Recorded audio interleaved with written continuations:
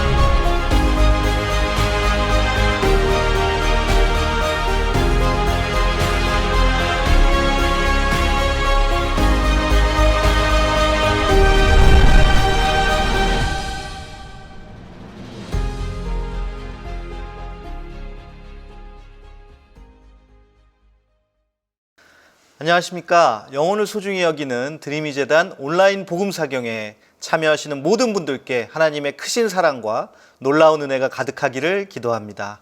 그동안 오프라인 복음사경회를 통해서 국내외 각 지역에서 또한 각 처에서 많은 분들을 만났었는데, 이제는 땅끝까지 복음을 전하라고 하신 주님의 말씀대로 온라인 복음사경회를 통해 여러분들의 안방까지 저희가 직접 찾아뵙게 되었습니다. 먼저 복음사경회에 처음 참여하시는 분들을 위해서 그 의미를 설명드리려고 합니다. 사경회는 영어로 바이블 스터디, 즉 성경을 공부하는 집회입니다. 한국의 초대 교회사를 보면 1890년 선교사 언더우드의 사랑채에서 사경회를 했다는 기록이 있습니다. 따라서 복음사경회는 성경의 많은 내용들 중 예수 그리스도를 믿음으로 얻을 수 있는 구원의 좋은 소식을 전하는 데 그 초점이 맞춰져 있습니다. 이러한 좋은 소식을 전함에 있어서는 어떠한 바운더리도 없다고 생각합니다. 특히 소중한 분들에게 알리고자 하는 간절한 사랑의 마음이 있기 때문에 어떠한 종교적 배경이나 개인의 신앙에 관계없이 모든 분들을 대상으로 하고 있습니다. 특히 전혀 하나님을 몰랐던 분들이 하나님을 발견하고 또 하나님을 믿게 되는 경우도 있고, 또 오랫동안 교회를 다녔지만 정말 하나님이 계시는가, 정말 믿으려고 노력하는, 어떻게 보면은 믿어졌다기보다는 믿으려고 노력했던 삶을 살아왔던 분들도 있고, 그리고 이제는 정말 믿어졌다고 하는 분들, 그런 분들을 오프라인 복음사경회에서 많이 만나게 되었습니다. 그리고 하나님이 계시는가는 믿지만 나와 하나님과의 관계가 어떻게 되는지에 대해 정확히 정립이 안 되어 있던 분들, 그런 분들이 정말 하나님 앞에서 내가 영원히 멸망받을 수밖에 없는 죄인이구나 하는 것을 알고, 죄인이라는 것을 알아야 회개가 이루어지기 때문에 그 회개한 죄인들을 대상으로 복음을 전하는, 하나님께서 어떻게 우리를 구원하시는지를 알리고 있습니다. 물론 그 외에도 성경에 많은 유익한 내용들이 있지만, 죽음이라는 전제를 봤을 때 기약 없이 찾아오는 그 죽음 앞에서 만약 더 이상 허락된 시간이 없고 내일이 보장되지 않는다고 한다면 꼭 들어야 할 내용이 무엇인가라는 것을 우리가 깊이 있게 상고하고 이러한 온라인 복음사경회를 만들게 되었습니다. 먼저 우리는 성경의 사실성이라는 것을 주제로 과학적으로도 또 수학적으로도 많은 세상의 학문들이 변증법적인 입장에서 그것을 밝히고 있습니다. 성경이 논리적으로 밝혀지기 때문에 사실이라는 것이 아니고, 성경이 사실이기 때문에 어떠한 학문적인 것을 들고 와서 보더라도 그게 사실일 수밖에 없는 것들을 저희가 알리고 있습니다. 또 그 다음에는 죄인이라는 우리의 상태, 그것들을 어떻게 회개해야 되는지, 그런 것들을 다룰 예정이고, 마지막으로는 그 회개한 죄인들이 어떻게 거듭난 그리스도인으로서 구원의 확신을 얻게 되는지 우리가 깊이 있게 생각해 보았으면 합니다. 특히 오프라인 복음사경회에서는 깊이 있게 묵상할 시간이 좀 부족했던 측면이 있는데, 아마 여러 날에 걸쳐 영상으로 듣기 때문에 여러분들께서 혼자 조용히 묵상하는 시간으로 이 기회를 활용하셨으면 좋겠습니다. 그리고 마지막 시간에는 복음사경회를 통해 거듭난 크리스찬, 본어게인 크리스찬이 어떻게 살아가야 하는지에 대해서 상세하게 메시지를 또 전해 주십니다. 주님께서 말씀하신 대로 날마다 구원받는 사람을 더하여 땅끝까지 복음을 전하는 계기가 될 수 있도록 함께 참여해 주시고 또 초청해 주시고 기도해 주시면 좋겠습니다. 감사합니다. 안녕하세요. 드림이재단의 강명구입니다. 오늘은 여러분과 함께 이 우주에 나타난 하나님의 사랑이 얼마나 큰지에 대해서 알아보도록 하겠습니다. 자, 어린아이가 태어나면 그 어린아이는 바로 부모라는 것을 금방 알 수 있을까요? 아마 그렇지는 않을 것입니다. 엄마가 먹을 것을 주고 안아주고 이런 사랑을 표현하면서 또 더 나아가서는 내가 너의 부모다라고 하는 것을 여러 형태로 알려주어야만 이 아이가 부모가 누구인지를 알게 될 것입니다. 인간도 마찬가지입니다. 인간도 하나님을 알 수 있는 방법이 없습니다. 그래서 하나님이 직접 우리 인간에게 그것을 알려주셔야 되는데 그것을 계시라고 합니다. 이 계시에는 두 가지 방법이 있어요. 일반 계시와 특별 계시인데 일반 계시라고 하는 것은 누구에게나 보편적으로 알려졌다라는 뜻입니다. 이 자연과 우주를 보고 하나님이 지으신 것이라는 걸 알 수 있다고 하는 것입니다. 로마서 1장 20절에는 창세로부터 그의 보이지 아니하는 것들 곧 그의 영원하신 능력과 신성이 그 만드신 만물에 분명히 보여 알게 되나니 그러므로 저희가 핑계치 못할지니라 이렇게 적혀 있습니다. 우리가 이 자연을 보면은 그곳에 하나님이 없다라고 핑계할 수 없다라는 것입니다. 자, 그런데 또 다른 방법으로 우리에게 하나님의 계신 것을 알려주시는데 그것이 바로 성경입니다. 디모데후서 3장 16절에는 모든 성경은 하나님의 감동으로 된 것으로 교훈과 책망과 바르게 함과 의로 교육하기에 유익하니 라고 적혀 있습니다. 성경을 통해서 성경을 읽으면 우리가 하나님이 어떤 분이다라는 걸 알 수 있다는 것입니다. 오늘은 이 우주, 자연을 통해서 하나님이 어떻게 말씀하고 계신지를 한번 알아보도록 하겠습니다. 여기 아름다운 별 은하수가 있죠? 여러분들은 얼마나 자주 밤하늘에 별을 보고 계십니까? 유명한 작가 호키는 이렇게 말을 하고 있습니다. 하늘의 별들이 1000년에 한 번 나타났다면 사람들은 모두 모여서 별을 바라보고 황홀경에 빠졌을 것이다. 하지만 별은 매일 밤 하늘에 떠 있고 사람들은 TV를 본다. 여러분, 밤에 TV를 보느라고 별이 있는 것조차 잊어버리지는 않으셨습니까? 자, 저 작은 하나의 사각형이 있는데 이걸 확대해 보니까 그 안에는 아무것도 없는 암흑이에요. 그럼 저 아무것도 없는 저 공간에는 무엇이 존재할까요? 자, 이것을 궁금하게 생각한 사람이 있습니다. 바로 허블 우주망원경을 총책임하고 있던 로버트 윌리엄이라는 사람이 있었는데요. 1995년에 저 검은 하늘에 도대체 무엇이 있을까 의문을 품고 그곳을 촬영하기로 합니다. 그래서 열흘 동안에 노출을 줘서 그곳에 사진을 촬영을 했는데 바로 이것이 그 사진입니다. 아무것도 없는 것 같은 그 공간에 약 2000개의 은하를 촬영한 것입니다. 여기 보이는 이 점 하나가 별이 아니고 은하입니다. 별들의 모임인 은하입니다. 10년 후에 그리고 더 깊은 곳에 어두운 곳에는 무엇이 있을까를 촬영을 했는데 그것이 바로 2014년에 촬영한 이 사진입니다. 이 사진이 가장 유명한 우주 사진인 것입니다. 여기에 보이는 이 점들 하나하나가 은하인데 약 1만 개를 촬영을 한 것입니다. 그렇다면 이 우주에는 이런 은하가 몇 개나 있을까요? 제가 공부할 때만 해도 한 2천억 개 정도라고 했는데 지금은 약 2조 개라고 계산을 하고 있습니다. 1초에 하나씩 은하를 샌다 그러면 평생을 걸려도 다 못 셀 수 있는 그런 양입니다. 우리가 100년 동안 샌다고 해도 30억까지밖에 셀 수가 없어요. 자, 그러면 이 은하를 이루고 있는 별들은 또 어떠할까요? 우리와 가장 가까이 있는 안드로메다 은하를 촬영한 것입니다. 이렇게 사각형 약 4분의 1 정도 되는 부분을 한번 확대를 해보면 이런 별들을 볼 수가 있는데요. 여기에 있는 아주 작은 모래알 같은 점들이 바로 별들입니다. 태양과 같은 별들이에요. 조금 더 확대를 해보면 정말 모래알처럼 빼곡하게 있죠. 이 은하에는 안드로메다 은하에는 약 1조 개의 별이 있다라고 계산하고 있습니다. 그러니 이 우주에는 얼마나 많은 별들이 있겠습니까?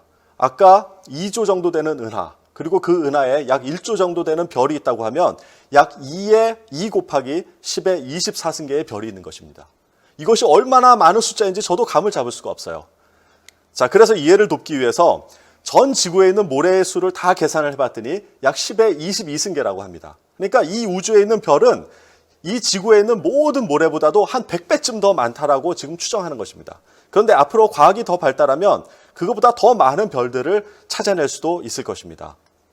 정말 끝없이 많은 무한대의 많은 별들이 이 지구에서 바라볼 수 있다는 것이 얼마나 감사한 일인지요. 자, 여기에 하나뿐인 우주에서 하나뿐인 지구가 있습니다. 이 넓은 우주에 하나밖에 없는 이 지구는 과연 우연히 만들어진 것일까요? 아니면 누군가에 의해서 설계된 것일까요? 자, 성경에는 이렇게 말씀하고 계십니다. 태초에 하나님이 천지를 창조하시니라. 그리고 동일한 성경에는 이런 말씀도 있습니다.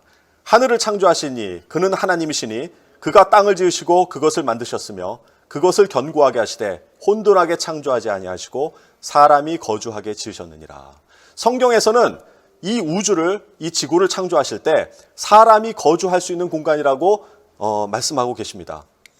자, 그렇다면 정말 이 지구가 사람이 존재할 수 있는, 생명체가 존재할 수 있는 그런 요인들이 어떤 것이 있는지를 한번 이 시간에 알아보도록 하겠습니다. 자, 먼저 이 태양계의 위치인데요. 자, 우리 은하를 이렇게 위에서 보았다고 가정을 하면 태양계는 중심에서부터 약 3만 광년, 3분의 2 지점되는 곳에 존재를 하게 됩니다. 근데 이것이 왜 중요하냐면요. 자, 은하의 중심으로 갈수록 은하에는 거대 블랙홀이 있고 초신성이 있어요. 그래서 강한 방사능과 전자기파가 존재를 하게 됩니다. 그래서 이곳에는 생명체가 살 수 없다고 합니다. 자, 그리고 그 바깥에 가면 어떻게 될까요? 산소나 마그네슘 등의 원소가 부족하고 그런 메탄가스나 이런 것들이 더 많아서 역시 이곳에서도 생명체가 살 수 없습니다. 오직 이 녹색으로 표현된 이 부분에서 생명체가 살 수 있는 그런 확률이 있는데요. 바로 이곳을 은하 생명체 거주 가능 영역이라고 합니다. 바로 태양계가 바로 이 지점에 위치하게 된 것입니다. 자, 태양계를 좀 더 자세히 보겠습니다. 이렇게 태양계는 여러 그 행성들을 가지고 있는데요. 태양은 태양계의 전체 질량의 99.8%를 차지할 만큼 어마어마한 질량을 가지고 있습니다. 그런데 이 태양이 매일매일 수소폭탄이 터지듯 한 그런 폭발을 하고 있다는 거 알고 계십니까? 그런데 이 폭발이 0.1% 내의 변화율을 가지고 있기 때문에 굉장히 안정된 그런 폭발을 하고 있는 것입니다. 태양이 폭발을 하면서 태양풍이 발생이 되고요. 전자기파가 나오고 또 자기장이 나옵니다. 방사능이 나옵니다. 그리고 빛과 열이 나오는데 이 빛과 열은 생명을 유지하는 데 굉장히 도움이 되지만 전자기파나 자기장은 생명을 해치는 그런 빛이 될 수가 있습니다. 그런데 놀라운 것은 이 태양에서 나오는 이 태양풍이 태양계 밖에서 오는 유해한 물질을 막아주는 보호막의 역할을 하고 있다는 것입니다. 그러면 이것이 지구에 오기까지 어떻게 되는지 한번 볼까요? 그럼 태양에서 오는 그 유해한 전자기파라든가 태양풍들은 바로 지구의 자기장이 그것을 막아주고 있습니다. 지구는 외핵이 돌면서 이런 자기장을 형성을 하게 되는데요. 이 자기장이 태양으로부터 오는 유해한 것을 다 차단하는 역할을 합니다. 그것의 증거가 바로 이렇게 그 화면에서 보이는 아름다운 오로라 형태로 나타나는 것입니다. 전자기파가 극지방을 지나면서 이렇게 자기장과 충돌해서 아름다운 빛으로 바뀌어져서 보여지는 것입니다. 너무나도 아름답죠? 우리 시간이 되면 이곳에 가서 저도 꼭 한번 보고 싶은 그런 광경입니다. 자, 그리고 태양에서 지구까지의 거리가 딱 생명체가 존재할 수 있는 그런 거리라고 하는 것입니다. 약 1억 5천만 킬로 정도의 거리가 떨어져 있는데요. 이 거리가 유지가 되기 때문에 지구의 표면 평균 온도가 14도, 그리고 바다의 온도가 7도씨를 이루면서 생명체가 거주할 수 있게 되는 것입니다. 태양계에서도 역시 생명체가 거주 가능한 영역이 이렇게 있습니다. 지구와 화성 사이에 이렇게 녹색으로 표현된 부분인데요. 화성만 하더라도 사실 너무 추워서 생명체가 사는 것은 좀 어렵다고 생각을 합니다. 그러니까 지구가 딱 이 녹색 존에 딱 정확히 위치를 하고 있는 거예요. 그래서 생명체가 우리가 지금 여기서 존재할 수 있는 것입니다. 참 너무나도 기가 막힌 그런 설계인 것 같습니다. 자, 그리고 이 지구 밖에는 목성과 토성 등 외행성이 있는데 이렇게 큰 목성과 토성이 왜 존재하는지 여러분 생각을 해보셨습니까? 여러분, 누군가가 그렇게 얘기를 했습니다. 태양계 밖에서 해성이라든가 운석이라든가 이런 유해 물질, 운석들이 날아올 때 이 목성과 토성이 강한 중력을 가지고 있기 때문에 그것을 빨아들인다고 합니다. 그래서 외부에서 어떤 그 해성이 오더라도 목성과 부딪혀가지고 혹은 그 진로가 바뀌어서 그 안에 있는 지구를 보호할 수가 있게 되는 것입니다. 실제적으로 이것은 1994년에 혜성이 태양계 안으로 진입을 했는데 목성이 그것을 빨아들이고 있는 사진을 찍어 놓은 것입니다. 저 목성의 하얀 부분이 바로 그 혜성인데요. 저 정도 크기면은 지구 정도의 그런 거대한 그런 혜성인데 만약에 이것이 들어와서 지구랑 부딪힌다 그러면 지구는 멸망할 수밖에 없을 것입니다. 그러나 목성과 토성이 바깥에서 이것을 거다란 중력으로 빨아들이고 있는 것입니다. 자, 그럼 지구의 대기권은 또 어떠할까요? 이 지구에 대기가 있기 때문에 우리가 지금 여기서 숨을 쉬고 또 생명체가 살아갈 수 있는 것입니다. 그런데 이것 말고도 굉장히 중요한 역할을 하고 있습니다. 그것은 무엇이냐면 목성과 토성이 걸러내지 못한 그런 작은 소행성들이 있어요. 그런 작은 소행성들이 지구를 향해 오더라도 이 대기권에서 부딪혀가지고 불타 없어지게 됩니다. 그래서 굉장히 많은 그런 그 유성들이 지구의 대기권에서 불타게 되는 것이죠. 자, 그리고 이 지구의 크기를 한번 알아볼 텐데요. 이 지구의 크기도 지금 우리가 존재하는 생명체가 존재할 수 있는 딱 아주 적당한 크기라는 것입니다. 지름이 12,000km 정도가 돼요. 근데 만약에 이 지구가 지금보다 작아지면 어떻게 될까요? 그러면 중력이 약해져서 대기권의 질소와 산소가 우주로 날아가 버립니다. 이 중력이 이 산소를 잡고 있을 수가 없는 것입니다. 그래서 사람이 살 수 없는 공간이 될 수가 있어요.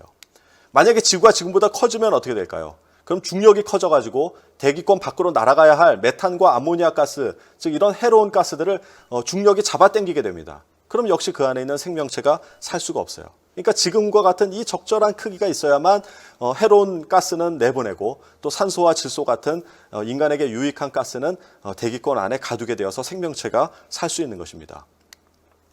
그리고 지구는 하루에 한 번씩 자전을 하죠.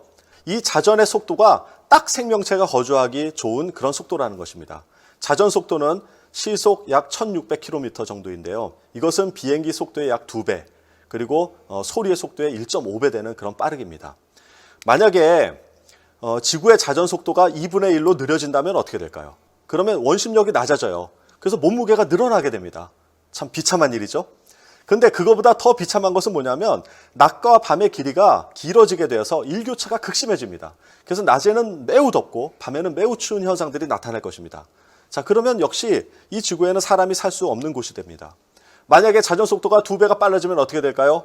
그럼 원심력이 커져서 몸무게는 줄어들 거예요. 그럼 잠시는 좋을 수 있지만 그러나 이 원심력 때문에 바다가 전부 다 극지방으로 몰려들게 됩니다. 그러면 적도 부근에 있는 많은 그런 그 땅들이 바다에 묻히게 되는 것이죠. 그리고 지각 변동이 일어나게 됩니다. 그리고 자전 속도에 맞춰서 대기의 흐름이 빨라지기 때문에 매일매일 그런 태풍들을 경험을 해야 될 것입니다. 그러니까 사람이 살기 위해서 지금의 자전 속도가 가장 적절하게 딱 맞춰져 있다는 것입니다. 그리고 지구의 자전축이 23.5도가 기울어져 있어요. 여러분 이건 모두 알고 계실 겁니다. 그래서 사계절이 생기고요. 또 태양의 에너지를 지구에 가장 골고루 분포할 수 있는 그런 기울기라고 합니다. 역시 그렇기 때문에 농산물을 경작할 수 있는 경작 면적이 최대한으로 늘어나게 되는 것입니다. 만약에 지구의 자전축이 23.5도보다 더 크게 되면 어떻게 될까요? 그러면 온도의 변화가 극심해지겠죠? 추울 때는 추워지고 더울 때는 더워지고. 근데 23.보다 더 작으면 어떻게 될까요? 그럼 계절의 변화가 거의 없어집니다. 그래서 적도 지방은 매우 덥게 되고요. 극지방은 매우 춥게 됩니다. 어떻게 되더라도 이 지구의 자전축이 지금과 같지 않다면 생명체가 살 수 있는 공간은 줄어들게 되어 있습니다. 자, 그러면 달은 어떠할까요? 여러분 달을 보면서 왜 달이 존재하는지를 생각해 보셨습니까?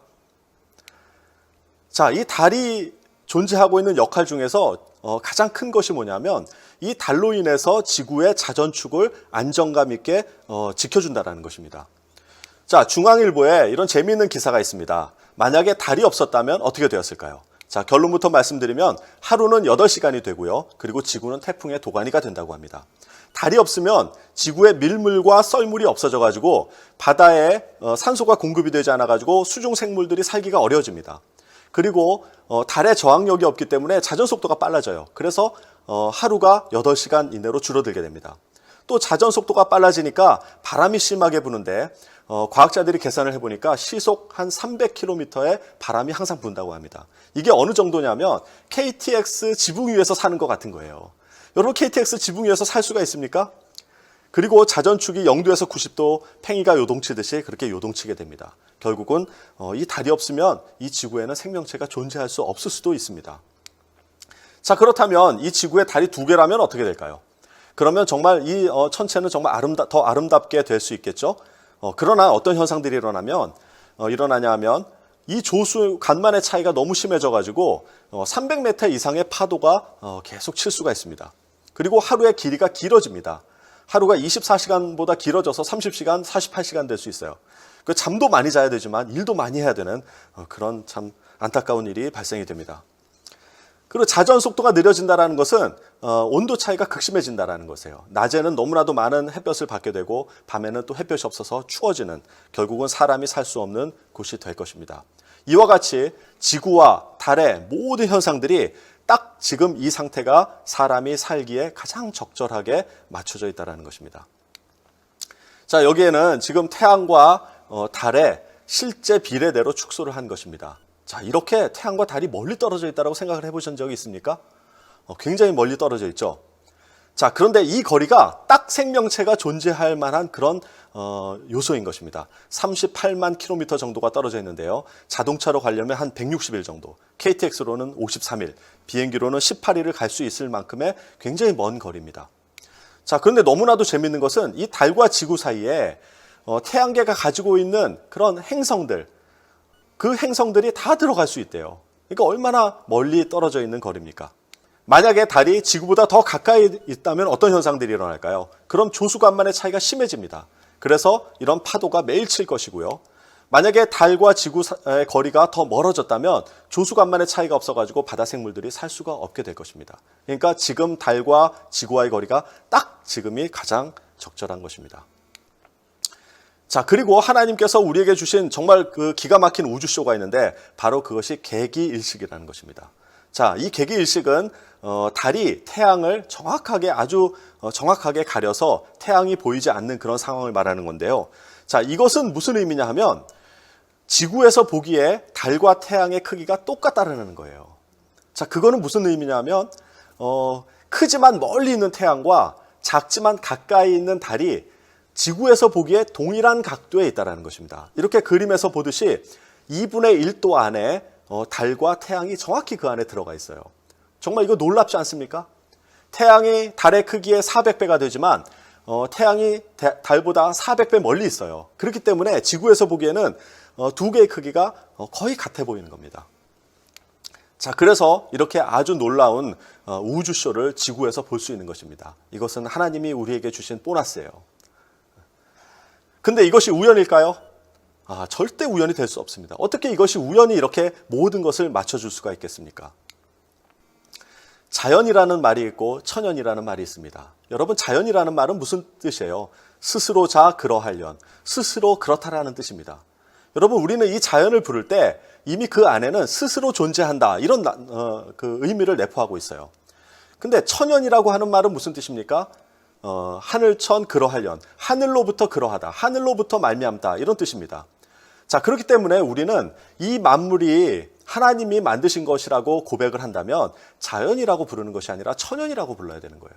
근데 우리가 이제 통용되는 언어가 자연이기 때문에 우리가 자연이라고 말은 하지만 사실은 그 안에는 천연이라고 하는 의미가 내포되어 있다고 생각을 해야 됩니다. 우리 학생들과 수업을 하면서 이런 것들을 아이들과 같이 공부를 했었는데요. 한 학생이 이러한 시를 썼어요. 이 달과 태양의 이 아름다운 조화, 그리고 지금까지 봤던 생명이 존재할 수 있는 이 정말 기가 막힌 이 설계를 보고서 한 학생이 순환이라고 하는 시를 썼습니다. 한번 이것을 함께 읽어보도록 하겠습니다. 태양과 달은 서로를 잘 아는 것 같다. 한결같이 빛나다가도 저희 때가 끝날 때 잠잠히 다음 아이에게 자리를 터준다. 그 달가운 우정을 보고 있노라면 나는 때로 예쁜 눈물을 흘린다. 그 눈물 속에는 조금은 작고 예쁜 태양과 달이 손에 손을 잡고 목걸이가 되어 몽글댄다. 그리고 눈물 안에는 인간에게서 그렇게도 찾아볼 수 없던 천연의 사랑이 눈물을 머금고 한 꽃으로 피어있다.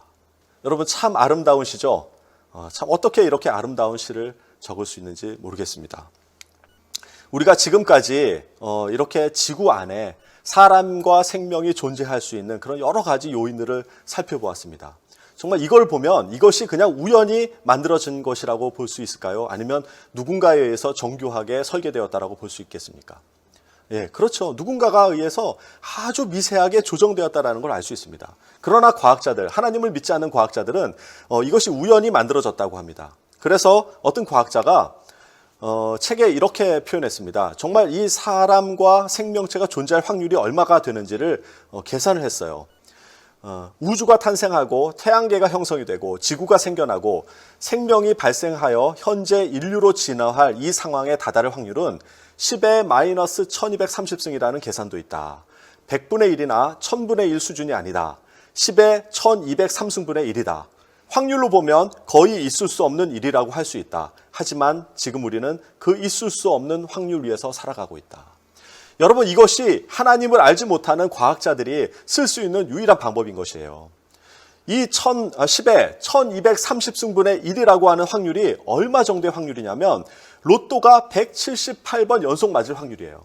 여러분, 로또를 한 번 맞는 것도 기적이라고 하잖아요. 그런데 어떻게 178번 연속으로 맞을 수가 있어요? 로또가 한 번 맞으면 매우 기쁠 것입니다. 그러나 2번 연속으로 맞으면요, 언론에 나오겠죠? 3번 연속으로 맞으면 어떻게 될까요? 전 세계 언론에서 저를 취재하러 올 것입니다. 만약에 이 로또가 4번 연속 맞으면 어떻게 될까요? 이제는 경찰이 와서 조사가 들어올 거예요. 왜냐하면 너가 로또를 조작한 거 아니야? 로또를 조작하는 사람하고 너하고 무슨 친분관계가 있는 거 아니야? 라고 조사를 할 것입니다. 그럼에도 불구하고 5번, 6번 로또가 계속 맞는다 그러면 저는 분명히 감옥에 갈 것이에요. 이 세상 사람들이 로또가 6번, 7번 맞는다라고 하는 그런 기적들이 일어날 거라고 생각하지 않아요. 그런 확률은 존재하지 않습니다. 그런데 어떻게 우리 생명체가 여기에 존재할 확률이 로또가 178번 연속 맞을 확률이라는 것을 여러분들은 믿고 살아갈 것입니까? 로또가 178번 연속 맞을 그 우연 속에서 살 것입니까? 아니면은 누군가가 정교하게 만들었다는 그 믿음을 가지고 살 것입니까? 여러분들이 지금 여기에 앉아 있는 것도 여러분들 우연히 온 것이 아닙니다. 다 모든 것이 계획되어지고 설계된 것입니다. 최소한 지금 여기서 강의를 하고 있는 것은 우리가 여기서 이렇게 기획을 하고 또 여러분을 위해서 이렇게 말씀을 전하기 위해서 준비를 한 것입니다. 그 말씀이 여러분들에게 전달이 되는 것입니다. 우연히 여기 와서 강의를 듣고 계신 것이 아닌 것입니다. 이 우주를 바라보면, 이 지구를 바라보면 바로 그 하나님을 바라볼 수가 있다는 것입니다. 그것이 바로 일반 계시인 것입니다. 여러분, 이 우주를 보면서 밤하늘의 별을 보면서 정말 하나님의 그 사랑을 느낄 수가 있습니까? 바로 그것이 오늘 우리에게 주시는 하나님의 사랑인 것입니다. 오늘 이 시간 밤하늘에 가서 한번 별을 바라볼 수 있는 그런 시간을 가지시기를 바랍니다. 지난 시간에 이 지구에 사람이 살 수 있는 것에 대해서 알아봤잖아요. 정말 이 많은 요소들이 다 적절하게 정확히 맞아야만 그 안에 생명체가 사람이 살 수 있는 것입니다. 사람이 거주할 수 있게 아주 특별하게 만들어진 이 지구, 정말 놀랍지 않습니까? 자, 이와 같이 하나님이 우리에게 보여주시는 그런 방법이 두 가지가 있었어요. 하나는 일반 계시. 지금까지 사실은 그 우주와 자연을 통해서 하나님이 계시하신 것을 바라본 것입니다. 그리고 또 하나 방법이 있는데 성경을 통해서 하나님이 어떠한 분이다라는 걸 알고 계셔요. 그것을 우리는 특별 계시라고 했습니다. 자, 이 과학자들이 자연과 이 우주를 탐구하면서 참 이게 놀라운 그런 고백들을 하고 있습니다. 자, 아인슈타인이 이런 얘기를 했어요. 어떤 큰 세력이 우주 내 혹은 배후에 활동하고 있음을 알 수 있다. 아인슈타인은 최고의 물리학자이고 최고의 천문학자입니다. 그런데 이 우주를 연구할수록 이런 고백을 하게 되는 것이죠. 자, 그리고 찰스 타운스라고 레이저의 원리를 연구해서 노벨상을 받은 그런 물리학자가 있습니다.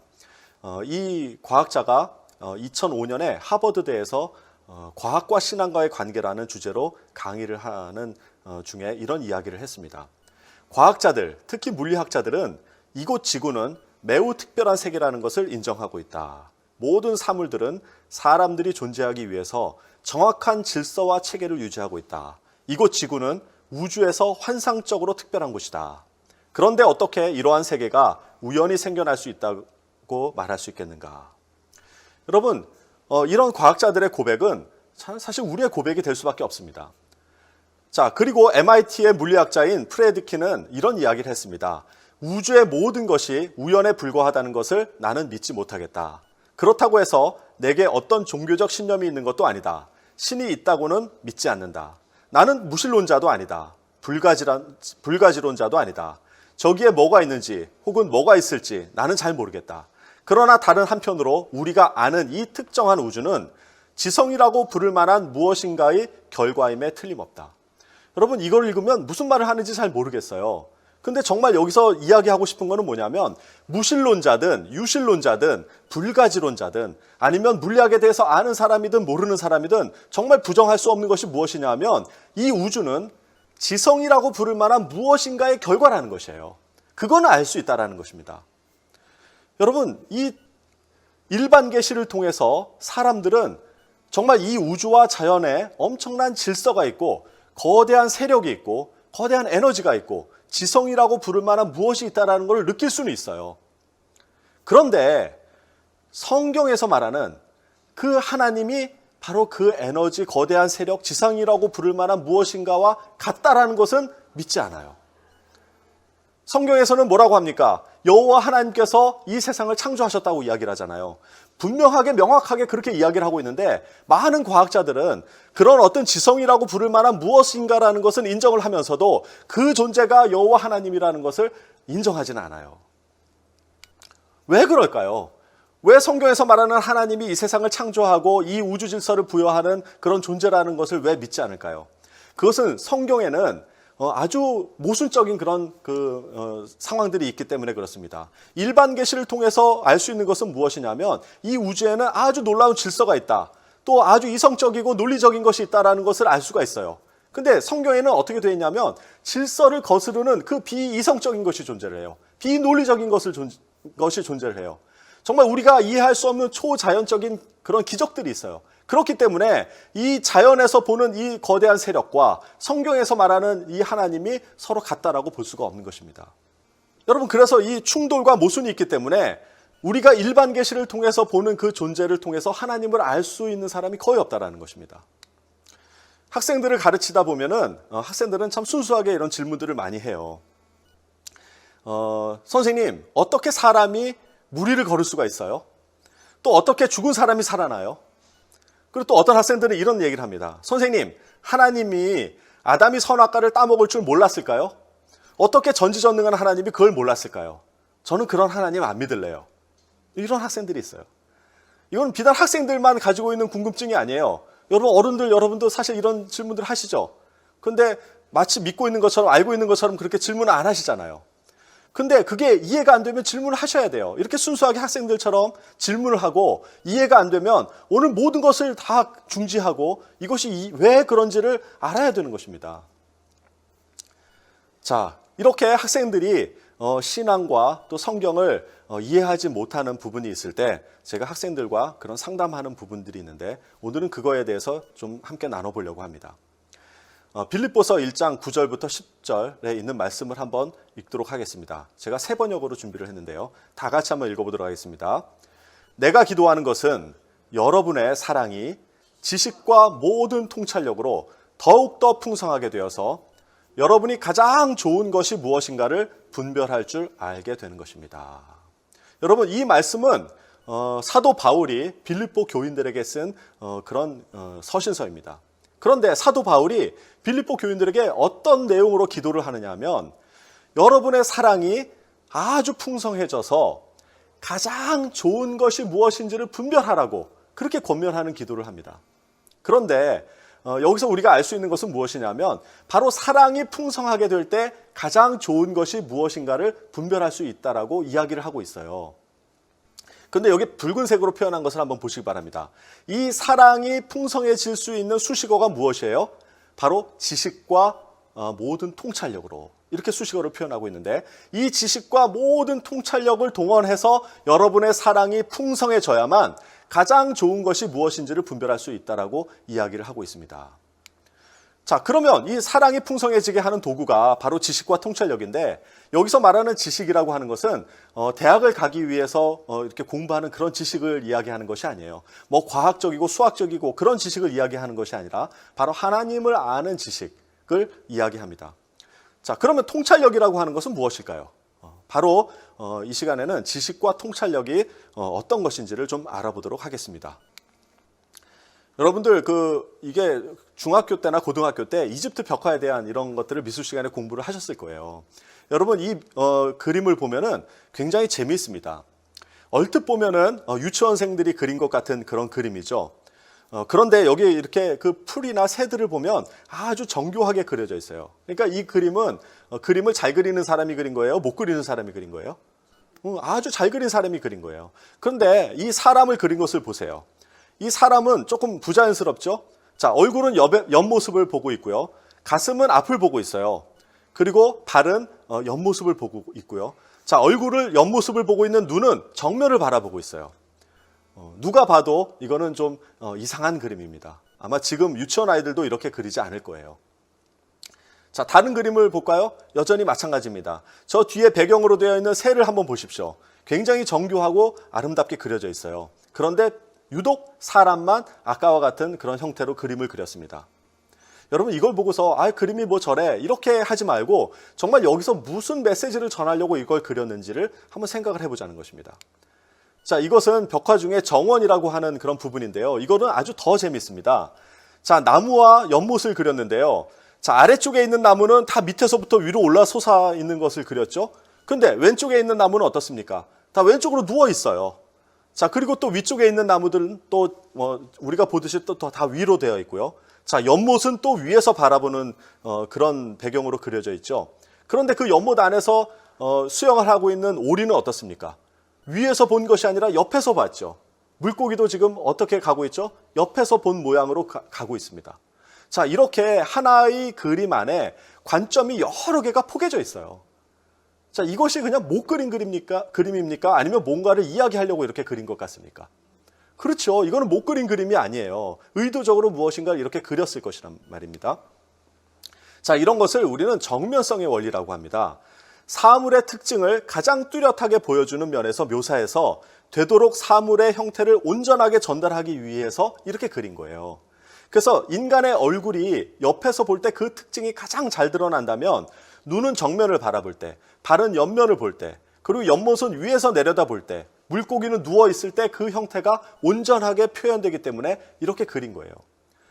그 당시에는 이 벽화를 통해서 후대에게 무엇인가를 메시지를 주기 위해서 이걸 그린 것이란 말이에요. 그러니까 이것을 그냥 현실에 보이는 대로 그린 것이 아니라 정말 주고자 하는 메시지를 전하기 위해서 이렇게 비현실적으로 그린 것이에요. 바로 이 그림 안에서 모순과 왜곡이 우리는 모순과 왜곡을 볼 수 있는 것이죠. 그것은 무엇이냐면 그냥 눈에 보이는 현실을 그린 것이 아니라 여기에는 그 메시지를 전하기 위해서 작가가 의도적으로 모순과 왜곡을 만들어냈다는 것입니다. 자, 여러분 이 그림 아시죠? 이 그림이 뭐죠? 네, 별이 빛나는 밤입니다. 누가 그렸죠? 예, 고흐가 그렸습니다. 자, 아주 유명한 그림인데요. 제가 아주 어젯밤에 가서 고흐가 이것을 그림을 그리는 그 사진을 찍어 왔어요. 놀랍죠? 자, 지금 이 사진에서 보면은 어두운 밤에 고흐가 캔버스를 가지고 뒷산에 올라가서 그 마을을 바라보고 있는 장면입니다. 지금 촛불을 켜두고요. 자, 그림을 그리기 전에 지금 이 장면을 지금 느끼고 있는 거예요. 아직 캔버스가 올라가 있지 않죠? 그러니까 지금 그림을 그릴 준비를 하고 있는데 지금 우두커니 서가지고 그 마을을 바라보고 있습니다. 자, 이걸 왜 이렇게 하고 있을까요? 뭔가 지금 그림을 그리기 위해서 자기의 예술적인 영적인 혼을 막 불러일으키는 거예요. 이것을 느끼는 것이죠. 그 느낌이 있을 때 그림을 그리려고 하는 것입니다. 자, 지금 밤은 어둑어둑해지고 있어요. 바람은 살며시 불고 있어요. 여기 많은 꽃들이 피어 있습니다. 그 꽃들의 향기가 바람을 타고 내 지금 코를 지나가고 있어요. 그리고 풀벌레 우는 소리가 들립니다. 멀리서는 들짐승들이 도망가는 소리도 들려요. 그런 모든 것들이 다 내 감각을 통해 가지고 내 예술적인 감각을 끌어올려서 그것을 그림으로 표현하려고 하는 것입니다. 그런데 여러분 이 사진에는 그런 것들이 느껴져요? 안 느껴져요? 안 느껴져요. 이것은 그 장면만 그냥 묘사를 한 것입니다. 그런데 이것을 느낄 수가 없기 때문에 이 고흐는 이 그림을 어떻게 표현하냐면 자기가 가지고 있는 그 모든 감각을 바로 이렇게 그림으로 표현한 것입니다. 여러분 이것이 이 그림을 보면은 이 작가가 가지고 있는 어떤 심리적인 상태나 그런 전달하고자 하는 것을 우리가 예측할 수가 있는 것이에요. 자, 그러면 이 A와 B 두 개를 한번 보시기 바랍니다. 저 A는 그냥 어떤 3차원적인 공간을 사진으로 찍은 것이에요. 그럼 그때의 모든 상황들을 다 담을 수가 있어요? 없어요? 작가의 감정을 담을 수가 있어요? 없어요? 없죠. 자, 그런데 이 오른쪽에 있는 그림은, B라고 하는 그림은 여러분 이걸 보면서 작가의 감정을 느낄 수가 있어요?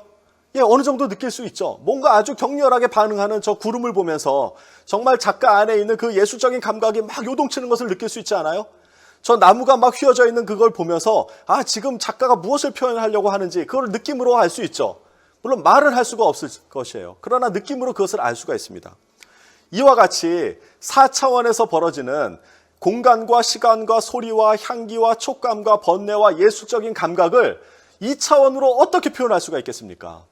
여러분, 그것을 내 마음에 있는 그런 예술적인 감각을 표현할 수 있는 유일한 방법은 뭐냐면 현실을 왜곡해서 표현하는 것입니다. 이렇게 막 구름이 몰아치고 나무에 이런 어떤 그 살아있는 그런 그 것들이 느껴지게끔 표현하지 않으면 내 마음을 다 표현할 수가 없기 때문에 그런 것이에요. 자, 그래서 이 4차원의 3차원 이상의 이런 것들을 종이에다 표현할 수 있는 유일한 방법은 그걸 뒤틀어 버리는 것입니다. 왜냐하면 차원이 축약되기 때문에 왜곡하지 않고서는 그걸 표현할 수가 없어요. 이렇게 그림을 그리는 어떤 작가들 또는 음악을 하는 예술가들은 의도적으로 이 현실에 있는 것들을 모순과 왜곡을 만들어가지고 자기의 어떤 사상들을 표현하는 것입니다. 이 그림을 보고서 아, 뭐 구름이 왜 저래? 달이 왜 저래? 이렇게 이야기하는 사람은 초등학생들이에요. 아주 수준이 낮은 사람입니다.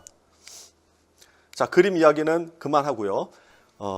자, 말씀 한 구절을 보도록 하겠습니다. 여러분, 레위기를 보면은 아주 재밌는 이야기가 나옵니다. 자, 레위기 3장에 있는 말씀을 제가 좀 요약을 한 말씀인데요. 같이 한번 읽어보도록 하겠습니다. 제물을 바치는 사람은 화목제물 가운데서 내장을 덮고 있는 기름과 내장 주변에 있는 모든 기름을 여호와께 바치는 화제로 삼아라. 제사장은 그것들을 제단 위에서 태워 바쳐라. 그것이 화제이며 그 냄새가 여호와를 기쁘시게 한다. 모든 기름은 여호와의 것이다. 이것은 너희가 어디에 살든지 지금부터 지켜야 할 규례이다. 너희는 기름이나 피를 먹지 말라. 여러분, 광야 시대에 백성들이 이제 공동체를 모여서 어떤 하나님이 약속한 그 땅을 가고 있는 과정인데 거기에서 많은 그런 율법들이 주어져요.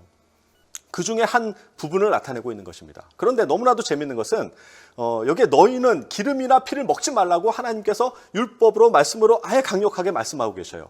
심지어는 모든 기름은 여호와의 것이다라고 이야기를 해요. 그러니까 내 거니까 너희 먹지 말라는 거예요. 근데 왜 이런 표현을 했을까요? 자, 이런 그 말씀을 보고 우리가 레위기에 나타난 하나님의 속성이 무엇이냐라고 물으면 뭐라 그러겠어요? 욕심쟁이요. 예, 맞아요. 그 기름을 우리한테 안 주고 다 여호와 하나님이 먹으려고 하는 그런 욕심쟁이라고 생각할 수 있잖아요. 근데 그건 아주 1차원적인 겁니다. 왜 하나님께서 뭐 기름이 없어가지고 우리 모든 기름을 다 뺏어가려고 하시겠습니까? 사실 기름이 굉장히 맛있어요. 삼겹살이나 내장이나 곱창이나 이런 거는 굉장히 맛있어요. 그 광야를 지나면서 먹을 것이 그렇게 많지도 않았을 것이고 그런데 이 얼마나 그 제사를 지낸 다음에 이 삼겹살이나 이 곱창 같은 게 먹고 싶었겠습니까? 그런데 하나님께서 그걸 율법으로 먹지 말라고 강하게 규정을 하십니다. 자, 왜 그러냐 하면 자, 이것은 동물들의 체온 분포표를 나타낸 것이에요. 약 사람은 36.5도에서 37.5도 이 정도의 체온을 유지하게끔 되어 있습니다. 운동을 열심히 하면 37.5도까지 온도가 올라가게 되죠. 자, 그런데 대부분의 동물들은 37.5도 이상이에요. 그래서 37.5도에서 약 40도 정도의 온도 분포를 유지합니다. 우리 학교에 말이 있어요. 그래서 말을 제가 가끔 이렇게 가서 보는데 이 말 목을 이렇게 만져보면요, 굉장히 따뜻해요. 그리고 개를 한번 안아보십시오. 개가 굉장히 따뜻하거든요. 그것은 왜 그러냐면 우리보다 체온이 높기 때문에 그런 거예요. 그런데 이 조류들은요, 그거보다 더 높아요. 조류들은 보통 40도에서 42도 정도의 온도 분포를 보입니다. 그래서 닭을 안으면은요, 여러분 닭 안아보셨는지 모르지만 닭을 안으면 굉장히 따뜻해요. 자, 근데 왜 그러냐면 이 온도가 높을수록 이렇게 순발력이 생겨요. 우리도 이렇게 온도가 떨어지면은 이렇게 맥이 없잖아요. 근데 짐승들은요, 늘 자기를 보호해야 되고 활동을 해야 되기 때문에 체온이 늘 이렇게 올라가 있는 거예요. 그리고 조류들은 날아가야 되잖아요. 날아가야 되기 때문에 늘 스탠바이가 되어 있어야 되는 거예요. 그래서 체온이 높아가지고 그 운동을 할 수 있는 그런 상태로 예열이 되어 있는 거라고 볼 수가 있습니다. 자, 그런데 문제는 뭐냐면 이렇게 사람보다 온도가 높은 동물들의 고기를 먹으면 그 안에서 움직이는 기름들이 낮은 온도 사람에게 들어가면 어떻게 될까요? 예를 들면 40도에서 이렇게 물처럼 흐르는 그런 지방이 36.5도로 이렇게 떨어지면 어떻게 될까요? 끈끈해지겠죠. 여러분 삼겹살 먹고 그 온도가 낮아지는 그 불판을 보면은 하얀 기름이 응고되어 있죠. 그렇게 우리 몸에 들어오면은 응고까지는 안 되지만 끈적끈적한 상태로 될 것입니다. 그래서 그 기름이 많이 내 몸에 쌓이게 되면은 혈관에 혈전이 쌓여가지고 심지어는 뭐 뇌졸중이라든가 혈관이 막혀서 건강에 생명에 위태한 그런 상태가 되기도 하는 것입니다. 여러분 그렇기 때문에 혹시 하나님이 이 기름을 먹지 말라고 강하게 율법으로 한 거라고 생각하지 않으세요? 여러분 그런데 참 재밌는 것은요. 물고기는 사는 환경이 약 5도에서 15도 정도의 그 바닷속이나 물속에서 살잖아요. 자, 그러면은 물고기가 가지고 있는 그 오일, 물고기의 오일이 내 몸에 들어오면 어떻게 될까요? 10도에서 흐르는 그런 기름이 36.5도로 들어오면 어떻게 될까요? 더 물처럼 흐르겠죠. 자, 그러면 기름에 묻은 때는 기름으로 지운다고 하잖아요. 그러니까 이 혈전에 지방이 쌓여 있던 것이 물고기, 즉 오메가3라고 하죠. 그 물고기 기름이 다니면서 그걸 씻어주는 거예요. 그래서 우리가 오메가3를 먹는 이유가 바로 그것입니다. 여러분 그 오메가3 이렇게 보면은 여기 그 원료와 함량에 보면은 정제어유라고 적혀 있어요. 정제어유가 물고기 기름이에요. 그러니까 물고기 기름을 짜가지고 그것을 먹으면 혈전이나 이런 것들을 씻어주는 역할을 하기 때문에 혈행 개선에 도움이 된다라고 하는 것입니다. 여러분 이것이 과학이 발달해서 지금은 이것을 설명할 수 있는 것이지만 그 당시 광야를 지나는 백성들이 만약에 기름을 계속 먹고 또 그 혈관에 이런 어떤 지방이 쌓이게 된다면은 공동체의 생명이 위태로워질 수가 있기 때문에 아마도 그것을 다 이렇게 다 설명을 못하니까 강한 율법으로 이렇게 막아놓은 것이 아닌가 이런 생각을 해봅니다. 자, 그렇다면 이것을 이해하고 다시 한번 이 말씀을 본다면 이 말씀 구절은 레위기에 나타난 하나님의 어떤 속성을 이야기하는 것이에요? 욕심장입니까? 아니, 그렇죠. 사랑인 것이에요. 여러분, 하나님이 우리를 사랑하는데 그 사랑의 표현 방법이 때로는 율법으로 강하게 우리를 엮어낼 수가 있는 것입니다. 그 율법으로 우리를 강하게 제재하는 것이 그것이 우리를 미워하고 우리를 핍박하려고 하는 것이 아니라 하나님이 우리를 사랑하기 때문에 그렇게 하시는 것이라는 것입니다.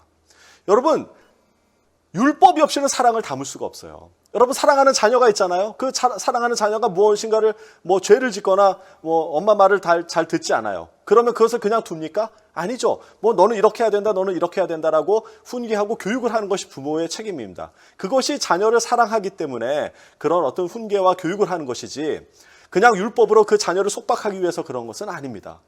그러니까 사랑이라고 하는 것은 율법이라는 그릇에 담아야만 제대로 전해질 수가 있는 것이에요. 물론 그 율법을 잘 해야 되겠죠.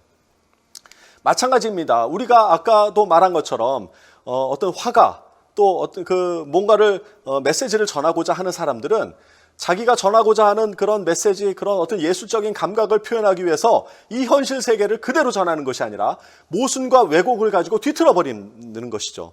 그렇게 해서 진리와 사랑을 표현하는 것입니다. 여러분, 통찰력과 지식이라고 하는 것은 무엇이냐면 이 지식과 통찰력을 이용을 해서 표면을 보는 것이 아니고 모순과 왜곡과 율법을 보는 것이 아니고 그 안에 담겨있는 진리와 사랑을 꿰뚫어 볼 수 있는 능력이 바로 통찰력인 것이에요. 여러분, 우리가 그래서 사도 바울이 아까 그 기도하고 있는 것이 뭐냐면 바로 이러한 지식, 하나님을 제대로 아는 지식과 그리고 모순과 왜곡과 율법으로 둘러싸여져서 쉽게 볼 수 없는 그것을 꿰뚫어 보는 그 사랑으로 가장 좋은 것이 무엇인지를 분별하라고 기도를 하고 있는 것입니다. 우리가 앞에서 보아왔듯이 일반 계시와 특별 계시가 있는데 왜 이 자연과 우주를 연구하는 이런 과학자들이 이 안에 우주의 질서와 이성과 논리가 있음에도 불구하고 성경에서 말하는 그 하나님을 창조주라고 고백하지 않느냐 하면 바로 이 성경에는 질서를 거스르는 비이성적이고 비논리적인 초자연적인 기적이 있기 때문이라고 말씀을 드렸잖아요. 여러분, 그래서 우리가 성경을 읽을 때는 이런 그 기적 때문에 사실 그거 더 믿을 수가 없어요. 만약에 성경을 믿을 수 있도록 만들었다면 이런 기적들을 다 빼면 될 거예요. 그래서 윤리적인 것, 도덕적인 것, 또 예수님의 산상수훈, 좋은 말씀들만 기록되어 있다면 성경을 받아들이지 않는 사람이 없을 것입니다. 더 많은 사람들이 성경을 믿을 수 있을 것이에요. 그러나 성경은 그런 어떤 윤리적이고 도덕적인 것을 넘어서는 그런 책이에요. 그런 도덕을 제시하려고 만들어진 책이 아닙니다. 그렇기 때문에 그 메시지를 담을 수 있는 유일한 방법이 뭐냐면 기적이라고 하는 걸로 이 현실을 왜곡하는 그런 수밖에 없는 거예요. 예수님의 사랑, 하나님의 사랑을 담을 수 있는 것이 무엇이냐면 그냥 이성적으로, 논리적으로 그 하나님의 사랑을 다 표현할 수가 없는 것이에요. 여러분, 자녀를 사랑하는데 어떻게 이성적이고 합리적으로만 사랑할 수 있습니까? 안 그래요. 사랑하는 연인들은요, 절대로 그렇게 이성적으로 사랑하지 않아요. 제가 연애를 할 때도요, 예전에 중국에서 있을 때 제가 연애를 했는데 그 당시에는 뭐 이런 인터넷이 없었어요. 그래서 제가 사랑하는 사람과 가끔 이렇게 통화를 하는데 분당 뭐 몇천 원, 몇만 원 정도의 전화 요금을 내고 썼어요. 그럼 그 당시에 한 달에 40만 원, 50만 원 되는 비용을 전화비로 썼단 말이에요. 그때 한 달에 급여가 80만 원 정도 됐어요. 급여의 반 이상을 전화비로 쓴 것입니다. 물론 그건 제가 내지 않고 부모님한테 다 넘겨드렸지만 여러분, 부모님이 생각하기에 정말 이 녀석이 미쳤지 않나. 부모한테는 전화 한 통 안 하면서 왜 전화값이 이렇게 많이 나오는 거야. 이거는 정말 이성적이지 않은 이야기지 않습니까? 근데 어떻게 사랑을 하는데 이렇게 이성적이고 논리적으로 사랑을 할 수 있습니까? 전화값이 얼마인지를 따지면서 그렇게 사랑하는 사람은 사랑하는 게 아니에요. 여러분, 그런 사람, 그런 남자가 있다면 전화값이 아까워서 여러분에게 전화를 하지 않고 또 너무 비싸서 맛있는 음식을 사주지 않는다면 그건 여러분을 사랑하지 않는 것이에요. 그런 남자는 버려야 합니다. 마찬가지예요. 하나님이 우리를 너무나도 사랑하기 때문에 정말 이 자연적인 이성과 이 질서로는 도저히 표현할 수가 없어요. 그렇기 때문에 이 현실을 왜곡하는 그런 기적을 만들어 버리는 것입니다.